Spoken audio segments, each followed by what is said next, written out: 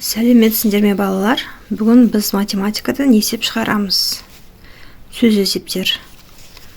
Екінші сынып. Бірінші біз берілгенін оқып аламыз. Концертке 15 қыз, олардан 8-і артық ер бала қатысты. Концертке барлығы неше бала қатысты? Яғни бізде бұнда неше қыз қатысқаны белгілі болып тұр. 15 қыз қатысқан екен. Ал ер бала белгілі ма балалар? Жоқ, белгісіз. Несі белгілі? 8-і артық екені белгілі ма? Қыздардан 8-і артық екені белгілі. Одан кейін екінші тағы да сұрағымыз бар. Барлығы неше бала қатысты концертке? Біз соны табуымыз керек. Неше амал қолданамыз балалар? Дұрыс, 2 амал қолданамыз. Алдымен бізге не істеу керек? Бізге шартын жазып алу керек, балалар? Ендеше дәптерлерді ашып, қаламдарды алып, қаламды түзу ұстаймыз. Мен сендерге үйреткендей, яғни мына жерге енді жазамыз шартын. Бір торкөз қалдырыңдар, мына үстінен бір торкөз жол қалдырыңдар, мына шетінен сол жағынан бір торкөз қалдырыңдар. Немесе мұғалімдердің мектепте қалай үйретті, солай жазамыз. Өздерің қалай үйрендіңдер, солай жазыңдар. Шарты қос нүктені қоямыз.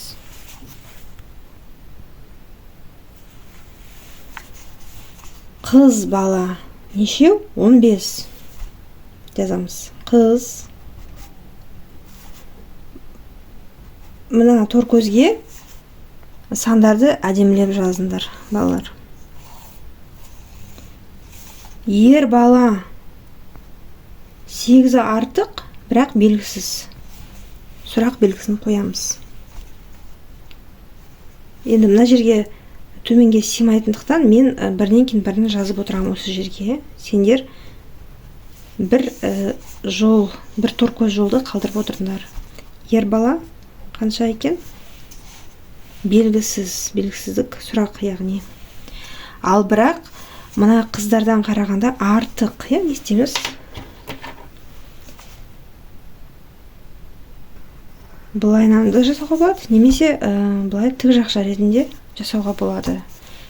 Бүйтіп немізді қойып қоямыз. Ұшын, жазып. 8 артық деп мына жанына жазасыңдар. 8 артық белгісін бұлай қойуға болады, артық деп. Немесе арт деп қысқартып жазуға да болады.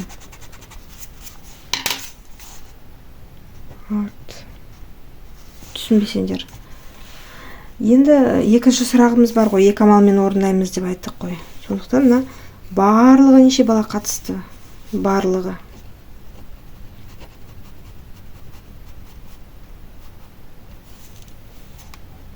Барлығы қанша бала қатысты? Жауабы емес, келесі бізде шешуі. Енді мына жерде симағандықтан мен мына жерге жаза беремін. Шешуі деп жазып қоямыз. Қос нүкте. 15. Белгілі санымызды жазамыз, белгілі санымыз 15. Не істейміз, балалар? Азайтамыз ба, қосамыз ба? Қай амалды қолданамыз? Бізге енді қазір бірінші тауып алуымыз керек ер балалардың санын. Артық десе не істейміз, балалар? Қосамыз, 15-ке 8-ді қосамыз. Мына сонда ер балалардың саны шығады. Қазір мына бірінші амалда. 5-ке 8 қосса неше балалар? 13. Үшін жазамыз. Бірлігі ойда. Бір бірлік пен бір бірлік, 2 бірлік, 23 деген сан шықты. 23 ол не? Ненің саны шықты бізде? Дұрыс айтасыңдар, ер балалардың саны шықты. Бұл жерге ер бала деп жазамыз. Жақшаны ішіне жазып қоясыңдар. Немесе сендерге қалай үйретті? Мұғалімдердің мектепте солай жазыңдар. Кейбір жақша қоймайды, сызықша қояды. Және мына жақша керегі жоқ онда. Ер бала. бастауыш сынып мұғалімдерін қалай үйретіп жатыр, солай жазыңдар. 15, бізге келесі енді барлығын есептеуіміз керек. Барлығы десе бізде қыз бала белгілі ғой 15, ер баламызда белгілі 23. Не істейміз балар? Екеуін барлығы десек қосамыз. 15-ке 23-ті қосамыз. Сандарды әдемілеп жазыңдар тор көздерге. 5-ке 3-ті қосасын 8, бір бірлікке 2 бірлікті қосасын 3 бірлік 38. Бұл 38 не ол балар? Барлығы неше бала қатысты? 38 қатысты. Енді балар, бізге жауабыны жазу керекпіз. Жауабы міне. Мынаны толық жазасыңдар, осы сөйлемді толық жазасыңдар. Концертке барлығы неше бала? Дұрыс айтасыңдар, 38 бала. 8-ді қате жазып жібердім. Дұрыстап басқамен жазыңдар. 38 бала қатысты. Мен асығып тұрмын. Қатысты деп жазып қоямыз. Бұл екінші есебіміз. Номер екінші есеп. Енді номер үшінші есепті көрейік. Есепті шығар. 2 қапта 100 килограмм картоп бар. Сендерге түсінікті болу үшін 2 қабымыз бар, яғни. Қап. Бірінші қапта қанша? 2 қап картоп. Картоп ішінде картоптар бар. Біріншісінде 55 килограмм. Ал қалғаны екіншісінде. Яғни екіншісінде бізде белгісіз екен балалар, белгісіз. Бірақ не белгілі? 2 қапта барлығы қанша картоп бар екен белгілі. Қанша картоп бар? Міне, оқыңдар. 2 қапта 100 килограмм картоп бар. 100 килограмм картоп. Не белгілі, не белгісіз? Бірінші қаптағы белгілі, екінші қап белгісіз. Неше килограмм картоп бар екен? 100 килограмм барлығы белгілі. Екінші қапқа қарағанда, бірінші қапта неше килограмм картоп артық деді. Мұна екінші қапқа қарағанда, бірінші қапта, неше килограмм картоп артық. Енді біз берілгенін жазып аламыз. Шартын жазып аламыз. Шарты.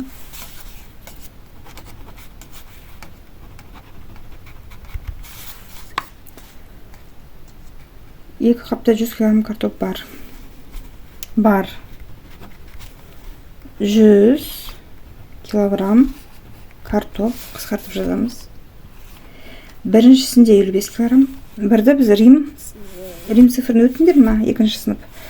Рим цифрмен немесе жай араб цифрмен жазуға да болады. Біріншісінде 55 килограмм картоп. Ал қалғаны екіншісінде. Екіншісінде белгісіздік белгісін қоямыз. Килограмм картоп. Қазір. Екінші қапқа қарағанда, бірінші қапта неше килограмм картоп артық, осында белгі қоямыз. Бірінші қапта неше килограмм картоп артық. Артық деген жазуды жазамыз осы жерге. Арт деп қысқартып. Неше килограмм артық. Сұрақ белгісін жазып қойды, ұмытпаңдар. Неше килограмм артық. Шешуі, балалар шешуі. Енді бізге бірінші, екінші қапты біліп алуымыз керек қой. Мына қапта қанша картоп барын біліп алуымыз керек. Белгісіз, көріне ме? Белгісіздік белгісі тұр. Не істейміз, балалар? Барлығынан 100-ден азайтамыз 55 килограммды. 100-ден 55 азайтамыз. Бұл бірінші амал. Бірінші амал. 100 алу 55. Тең болады 45 килограмм. Бұл немене, балалар? Екіншісінде, екінші қаптың, Екінші қаптың жауабы.